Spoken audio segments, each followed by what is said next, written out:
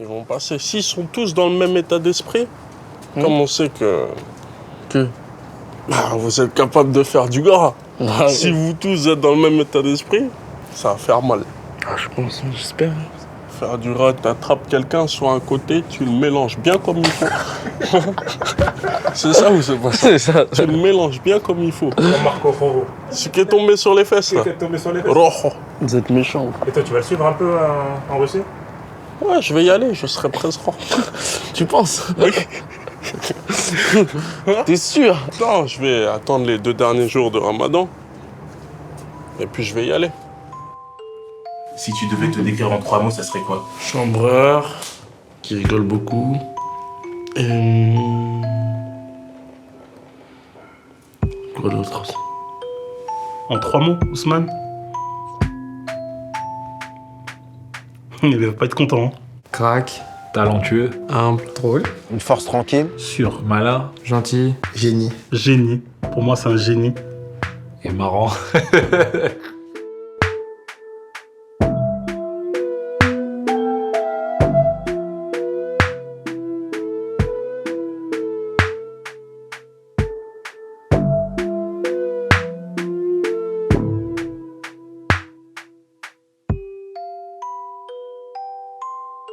Dans les quartiers, on jouait au foot dans la rue, etc. On faisait des matchs de 13h jusqu'à 20h. Tout le temps avec un ballon, tu connais.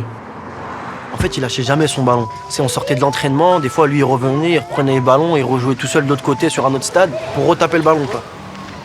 Voilà, c'était du goal à goal. Boum, boum. Avec ton pied droit, ton pied gauche.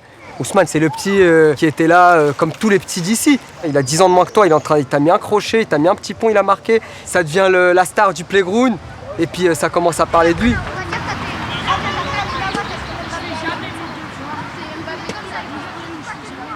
J'entraînais un peu l'école de foot. Et un soir, en partant, j'ai vu jouer. Là, c'est Dembo, c'est Ousmane Dembélé. Et j'ai vu qu'il a des touches de balle un peu exceptionnelles à son âge. Et regardé les matchs à la télé, il m'a dit, est-ce qu'on peut jouer avec les maillots, tout le monde les mêmes maillots, avec un arbitre, avec... J'ai dit, oui, tu auras un maillot comme tout le monde sur le terrain. Et puis tu auras un arbitre, tu auras du monde autour de toi, et il y aura des spectateurs et tout. Et puis il s'est mis à rigoler et tout ça. Il a dit, ouais, je viens. Chaque match, il marquait, il fallait qu'il t'en dribble 3-4, il fallait qu'il fasse son boulot, quoi. Franchement, je me rappelle un jour, on a joué contre un club, c'était contre Vernon. Il est rentré sur le terrain. Il a dribblé le premier, le deuxième, le troisième, le quatrième, le cinquième. Il a dribblé le gardien, il a marqué avec la tête. Et ça, là, je pourrais pas oublier. Même les gens de Vernon, ils n'oublieront jamais ça. Surtout le gardien. Il n'oubliera jamais cette phase-là.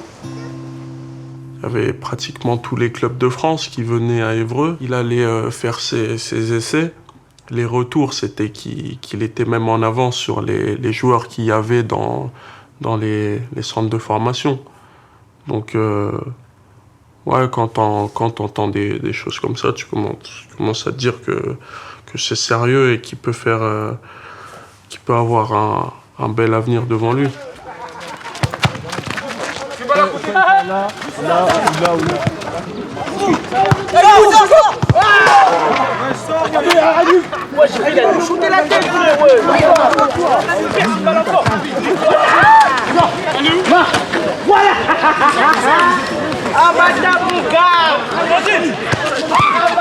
Moi, je disais que je voulais devenir comme Cristiano et lui, il disait qu'il allait devenir comme Messi. Il nous avait fait la promesse un peu. Il nous avait dit, les gars, vous allez voir, je vais essayer de faire quelque chose, je vais essayer d'être un grand joueur. Et petit à petit, il a fait ce qu'il avait à faire et au jour d'aujourd'hui, c'est le collègue à Messi, quoi. Son camarade de foot, quoi. C'est trop la star. Et Agibou l'a mis virgule.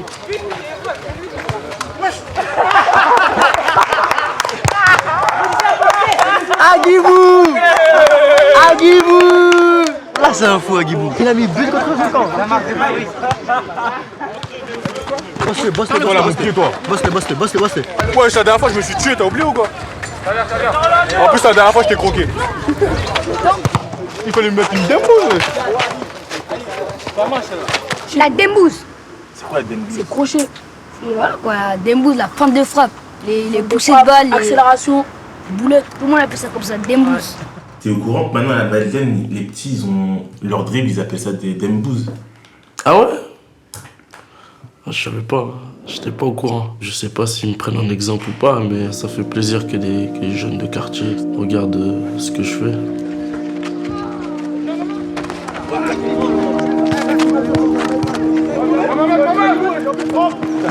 Où il appuie cette fois?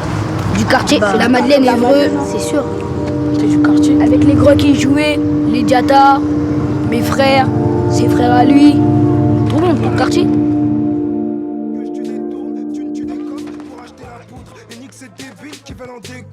On les a mêlés, judiciaire démêlés. Je suis des gauches ni droites comme les jambes de Dembélé.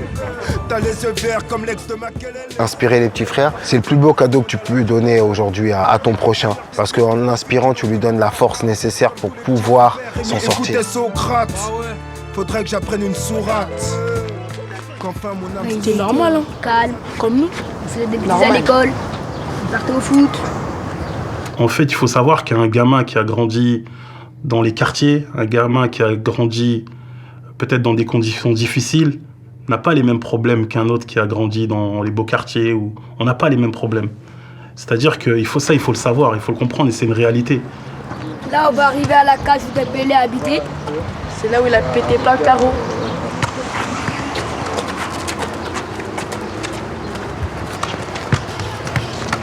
Bah, c'est là où Dembélé a habité, où il a joué. À chaque fois, tirer, casser les carreaux, etc. Et juste en bas, Moustapha habitait là. Son meilleur pote. Moi, c'est mon idole. Déjà, ça, je sais pas si je l'ai dit, en tout cas, c'est mon idole.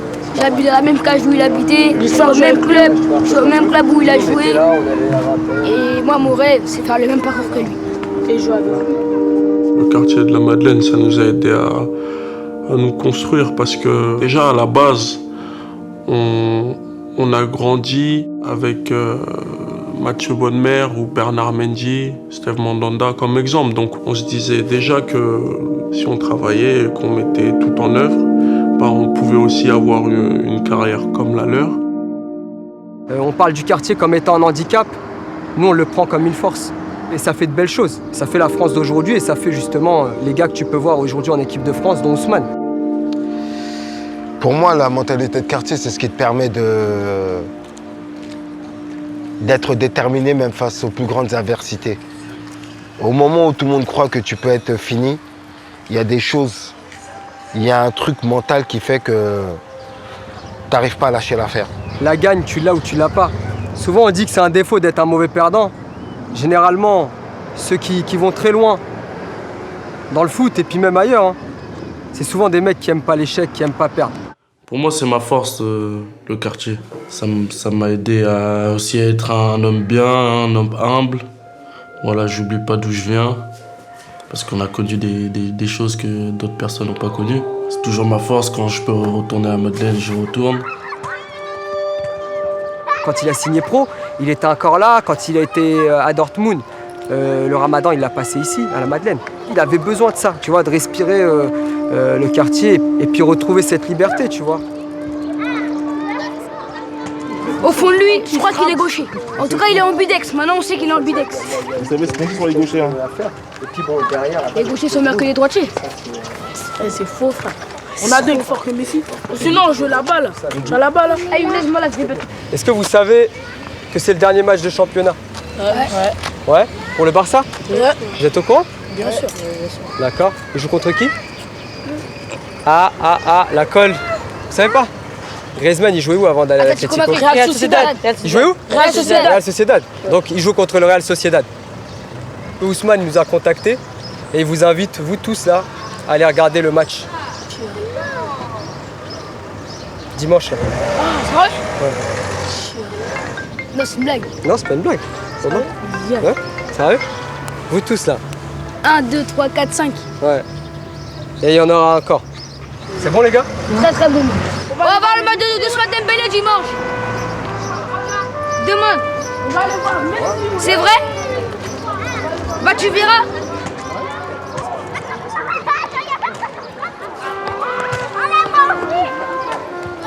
Tu verras. Je vais prendre une photo avec Messi. J'arrive pas à réaliser. Pour moi, je sais pas. C'est... Tu vas réaliser quand tu seras dans l'avion? Ouais. Quand j'aurais mis un peu au Camp Nou, c'est là je me dirais, bah c'est vraiment... Ce serait pas du pipeau. C'est réel. On sera au Camp Nou, Dembélé, Suarez, Iniesta qui a pris sa retraite, mais voilà quoi. Quand t'es petit et puis on t'annonce que tu vas aller à Barcelone pour aller voir un match, tu vois, ça doit faire plaisir. Puis nous, on n'a pas eu cette chance, donc on essaye d'offrir cette chance aux autres petits, tu vois.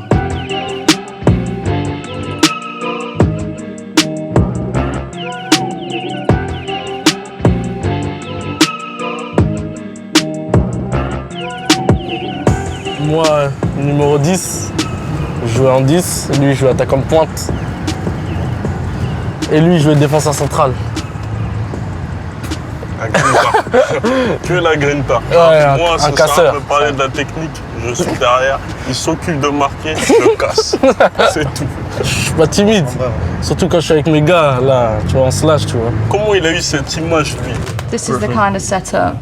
So you interacting with the car. The backdrop is all orange, so you will look amazing against this with the white shoe. Donc là, ils ont pris quelqu'un qui me ressemble, c'est ça. Ils ont essayé, tu vois. We have to know it looks good. And then portrait, and then we're done. Qu'est-ce que tu penses de cette tendance un peu de plus en plus mixer justement la mode, le foot, Je pense que ça va ensemble. Si t'es bon au foot, il faut avoir un bon style. Après, si t'es pas bon au foot, c'est mieux d'avoir du flow quand même. Il met pas beaucoup de crème sur ses jambes. Hein, il a l'habitude d'avoir les jambes assez grises. C'est grise, ouais. Donc là, avec un short, là, ça s'est vu directement. Ils l'ont crémé direct, tu vois. C'est pour ça. Ça va rester entre nous. Hein. Petit à petit, on se prépare. En plus, ça va venir vite. Donc voilà, on reste concentré en club, mais on a quand même une pensée pour la Coupe du Monde qui arrive. Ouais, je l'ai su la veille à minuit et j'étais super content. La première fois que je suis arrivé, ça s'est bien passé avec tout le monde. En plus, c'est un groupe jeune, donc voilà, ils m'ont mis tout de suite à l'aise. Son histoire, elle est extraordinaire, elle est magnifique. T'arrives à Rennes, c'est compliqué pour signer pro. J'ai fait quoi, 4-5 entraînements dans l'année, alors que en CFA, ça se passait bien, je marquais des buts, etc. J'étais bien. J'ai une anecdote qui m'a marqué, parce qu'il venait de rentrer. C'était un petit noir tout frêle. Il y a une touche, il contrôle, et il prend la balle le long de la ligne, et il pousse. Et il pousse, mais genre, il pousse, la balle elle sort, mais il continue à pousser. Et il démarre tout le monde, tu vois. Et oh, je dis, oh, ah, c'est vrai, il va aussi vite que ça. Cette vitesse, je sais pas d'où elle est arrivée, mais elle est pas venue, elle était pas déjà là avant. Tout le monde voulait que je monte avec les pros, mais le coach des professionnels voulait pas. Mais après, je me suis dit, tranquille, s'il veut pas que je m'entraîne, s'il veut pas que je sois avec les professionnels, bah, je vais demander à quitter le club pour aller tenter ma chance ailleurs. Après, ils ont pas voulu, il y a eu des choses. Moi, je me suis pas entraîné pendant 1 mois, non, 2-3 mois. Et puis après, à la fin, on a réussi à avoir un terrain d'entente avec l'arrivée de Michael Sylvestre. Quand j'ai commencé à jouer en Ligue 1, certaines personnes m'ont dit « En fait, t'avais raison. C'est bien aussi de faire taire les critiques. » Mais moi, comme je le dis toujours, c'est sur le terrain la vérité. Dès la première saison, tu as un transfert, tu pars à Dortmund, tu arrives à Dortmund dans un nouveau pays où tu connais pas la langue, tu connais pas la culture. Il aurait pu aller à Barcelone à ce moment-là, après Rennes, ça aurait pu très bien se passer. Mais il s'est dit non, je vais pas aller maintenant. Je vais d'abord aller à Dortmund, faire mes preuves à Dortmund, continuer à grandir, et après j'irai à Barcelone. Oba a été très important pour lui dans son intégration à Dortmund.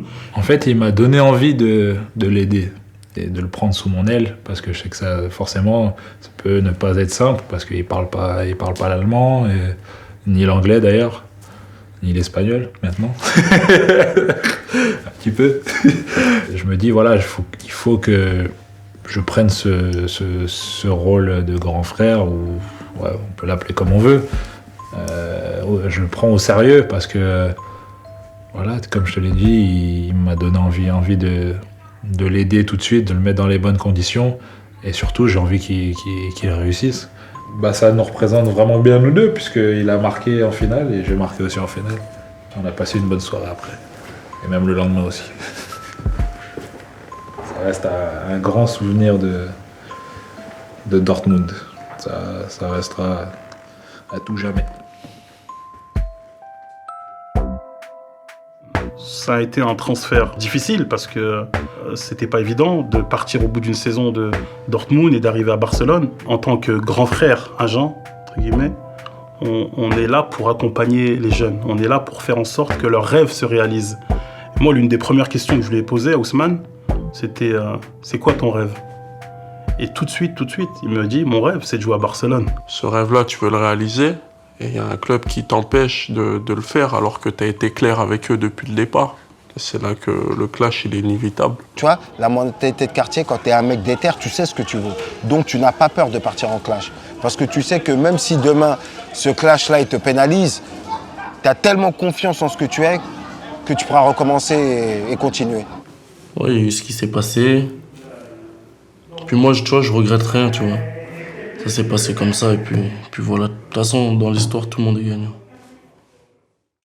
Quand il a signé au Barça, on savait que c'était un niveau qu'il voulait atteindre pour évoluer en tant que joueur, pour gagner des titres et pour être un grand joueur. Il va à la Coupe du Monde et il va pour faire du gras, comme on dit.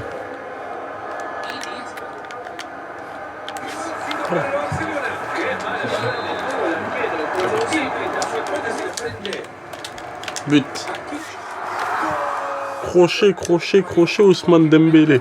Il était même pas encore entré en Ligue 1. Il y a un gars qui vient, il y a des caméras, et puis il la chante comme si ça lui appartenait. Il met des crochets, Ousmane Dembélé. Crochet, Ousmane Dembélé.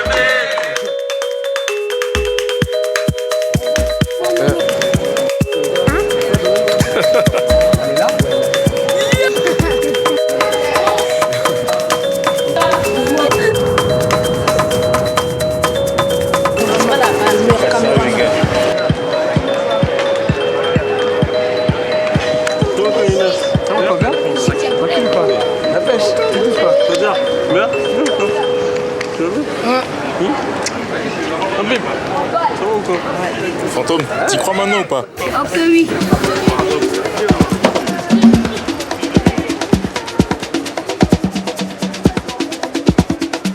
Sors-moi ton meilleur espagnol. Moi, Espagnol. me gusta de comer.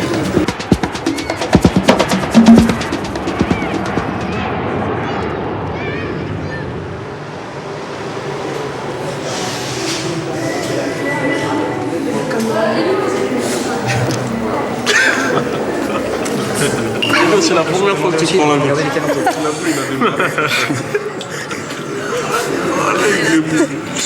Les garçons, si j'entends quelque chose, un manque de respect, un manque de politesse envers les gens d'ici là, on prend tous nos bagages, on rentre chez nous. Et les gars, vous regardez même pas le match demain, je vous le dis tout de suite. C'est compris ou pas? Oui. C'est bon? Ok les gars, je vous ferai un mot, vous n'êtes pas des gamins. Là on va aller manger, allez. Ça surtout toi,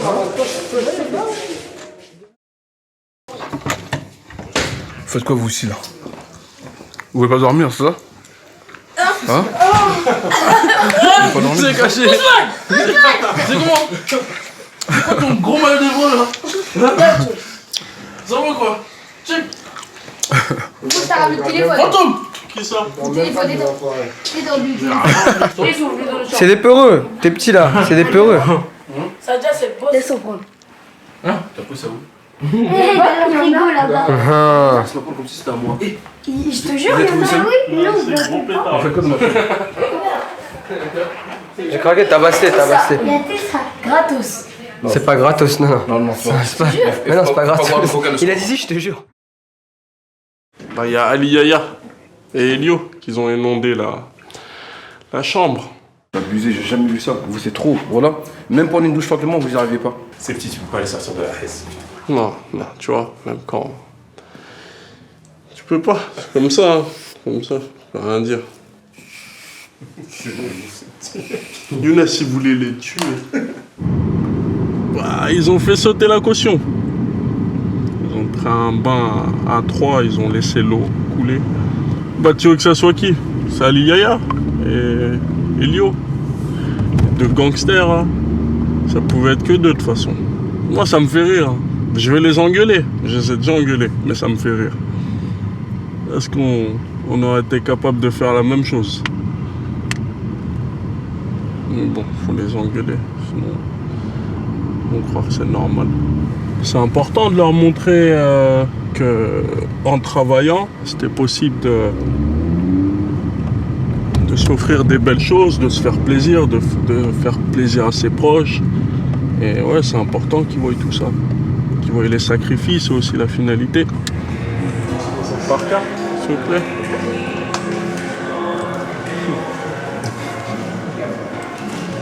Quel enfoiré ce allié. Hein? Il a aucune pitié. On entend ça? Vous nous avez invités, vous allez payer. Ça veut dire ça? C'est tout. C'est possible de bloquer les minibars. C'est pas possible de bloquer les minibars. Non, et en fait, ce qu'on peut faire, c'est qu'on peut vider le minibar, sauf qu'il faut payer pour vider les minibars. Non, non, non.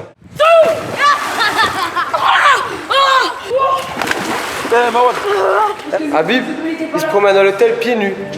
Il se croit à Istanbul. Regarde, lui aussi il croit que c'est les... Jawed, tu vas remonter comme ça dans ta chambre. Tu remontes comme ça dans ta chambre. Ouais? Tu rigoles? Foutaise, allez, pousse-toi d'ici. Dominique Strauss-Kahn. C'est des moments pas fous, ça. 3, 4, 5, 6, 7. C'était pieds nus à l'hôtel. Pieds nus, tout, en train de courir et tout. J'ai dit, vous faites quoi là? Bah, on remonte dans nos chambres. Dégage, je veux t'habiller, suis-toi. Ah voilà, laisse tomber mon gars. Parce qu'après j'avais plus de force, il disait va voir Adama, j'en peux plus, dis à Adama. C'est moi, j'ai cru que j'allais faire 50 hier. Tu savais déjà. Bien sûr. On vous connaît tu nous pas. as porté le Qui ça? Toi. Non, non, C'est non, sûr, non, non, c'est non. sûr. Je sais rien porter du tout. On vous connaît, c'est tout. Non, moi je suis calme, ça sert à rien de faire des bêtises. Moi je fais des bêtises quand je galère. Mais là je galérais pas. Tu galérais pas? Non. Qu'est-ce qui t'a pris? C'est l'eau, j'ai mis trop d'eau.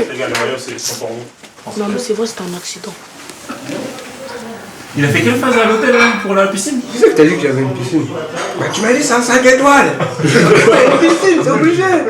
Mais qui t'a dit ça? Mon frère. Regarde, il a un téléphone, fantôme. Ici, il a grandi.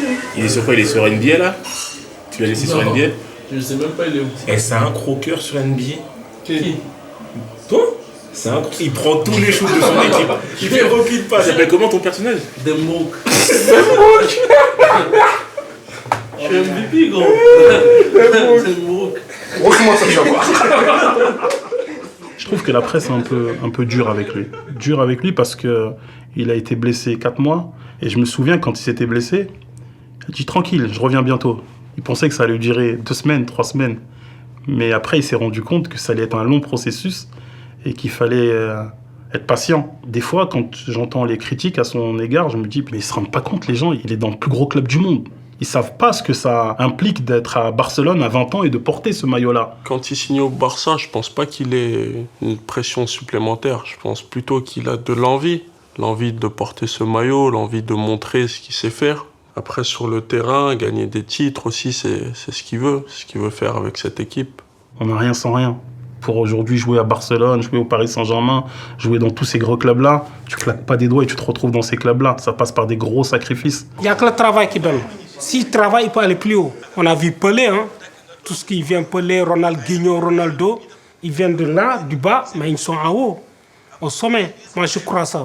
Pour n'importe quel jeune du quartier, ils disent « Putain, il était avec nous là, il y a même pas très longtemps, maintenant il est au Barça. » C'est la folie. C'est hors du commun. C'est ce qui est extraordinaire, c'est hors de l'ordinaire. C'est ça qui fait que tu deviens inspirant pour ceux qui te ressemblent, les jeunes des quartiers.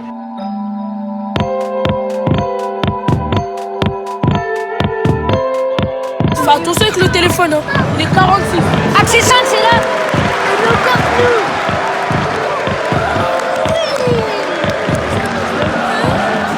J'ai vu Dembélé. Suarez, les gars.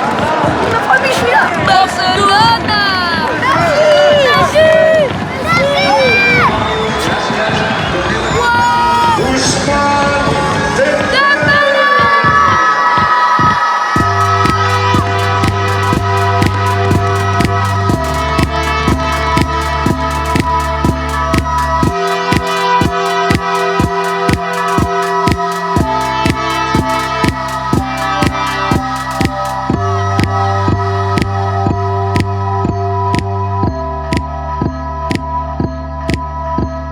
fait que Ousmane il ait réalisé tout ça aujourd'hui, pour les petits de la Madeleine, c'est une vraie source d'inspiration parce que, en fait, il démarre comme eux. Il n'a pas eu de coup de pouce et il s'est donné les moyens. Et les petits, ils voient aujourd'hui qu'avec cette détermination, il y a tout qui est possible. Hein. Ils se disent, moi aussi, je peux le faire. Quand tu regardes la télé, tu vois les Neymar, les Messi, les Dembélé. T'as envie de faire du foot, t'as envie de jouer, t'as envie de percer, t'as envie d'être comme eux. Si une personne a réussi, bah, on peut tous le faire. On peut tous réaliser notre rêve. Marwan, t'es content? On lui a donné l'opportunité de réaliser son rêve. Il est à Barcelone, il est là, il est dans ce club, mais il n'a pas encore réalisé son rêve. Il aura réalisé son rêve quand il aura marqué le club. Et ça, pour ça, il y a du travail. Et il est prêt pour ça.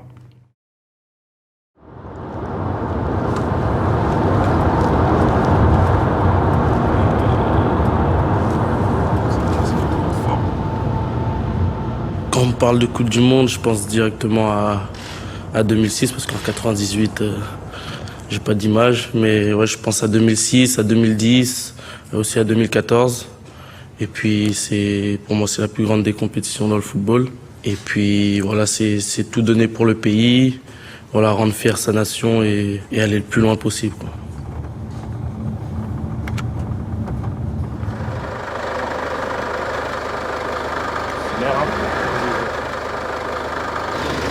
Mais il a qu'à ton sac, il est ouvert.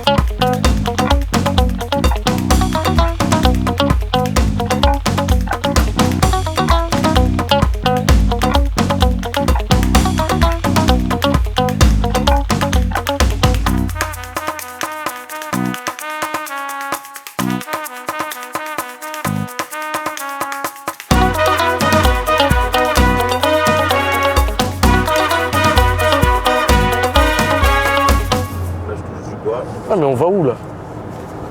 Vous êtes sûr c'est par là Hein? On dirait on va à Évreux là.